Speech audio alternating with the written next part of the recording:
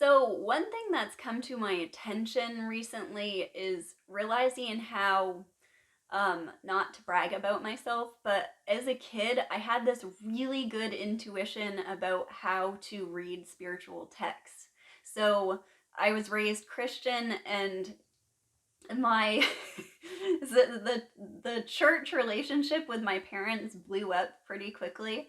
And I remember we lived right by the church, so after that happened, like, I didn't know anything about it, so I walked down. I'd like put on a dress and walk down to church, and I went a couple times after that. But everybody was so pleased about it and so nice to me that it creeped me out, so I stopped going. And I decided to read the Bible on my own as I got older. So I got this, like, an NIV version of the Bible, and I would read it like every single morning, first thing when I got up. And mostly I only read what resonated with me. So I loved Proverbs, I loved Psalms, and I loved the Gospels and Jesus's words. But there were a lot of parables and a lot of sayings of Jesus that just didn't quite click. Like, I felt like there was something there. I was really trying to understand it, but I didn't think that I had gotten it quite there. And I felt for the answer. And I very occasionally would look outside of the actual Bible for like explanations for things. And so in church, they like feed you explanations of things, and that's kind of how religion can take Christianity and turn it into this whole like story of heaven and hell, which really, when you look at the Bible, there isn't that much evidence for. But anyway, it's all perception. It's an incredible thing. It's all perception. But when you read non-dual teachings, it's incredibly important to go extremely slow and do not assume that you know until something really feel something click. This is not reading knowledge. You cannot speed read through it. It's almost like a meditation, and you'll notice your mind skipping. It will skip sentences, and then you'll get it, and you want to go back and go back and go back until you really get it. If you're totally not getting it and you're not going to get it, then keep going. But there's a lot of weird things that come up with spiritual teachings. Like, you'll give them to one person and they'll be like, oh my god, that's such, like, the famous judgment of Eckhart Tolle's Power of Now. That's just mumbo jumbo. Or you can see they think it's complete craziness, but to you it's the most profound thing you've ever read. There's something there. Jim Newman says this. There's something, or says something like this. I think it's him.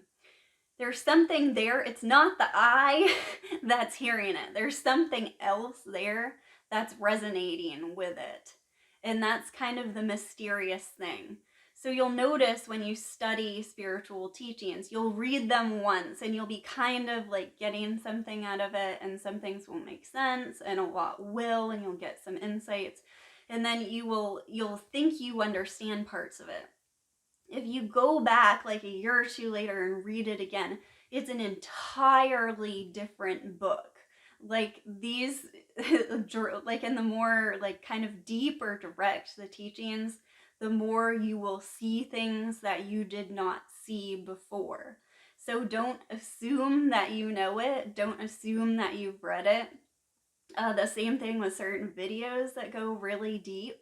Like, I've noticed going back, I'm like, I just listened to that entire hour-long video through again, and I got completely different stuff out of it, and didn't even realize until like that person sneezed and I remembered it that I'd watched that before. It's incredible, and like, every awareness and every moment truly is fresh, and it's just like our memory, that's sort of the illusion that we know all this. I know all that. You don't have to tell me. And so when you let go of that, then that's when the spiritual teachings and reading can really have a profound impact on you. And truly, it is a meditation. So think about what happens when you're reading. Think about the miracle of like what's going on when you read. It really is a mystical experience. And thank you to the teachers who taught us how to read, so it's just an automatic thing that happens. But you're visually seeing the words, and then you are actually like hearing them with an inner ear in your own voice. So your thoughts are like following along and like copying, or those thoughts have become original thoughts in your mind. So there's really like there's no author and no reader, but it's all one. And one of the most profound books that I've read is I Am That. And a quote from Nisargadatta Maharaj is, "You take all the scriptures as authority, but the one who knows them is you. You are the knower. The treasure of all the books in the world is in your consciousness." And I loved that so much because it's us. There's no book. Think about the concept of a book.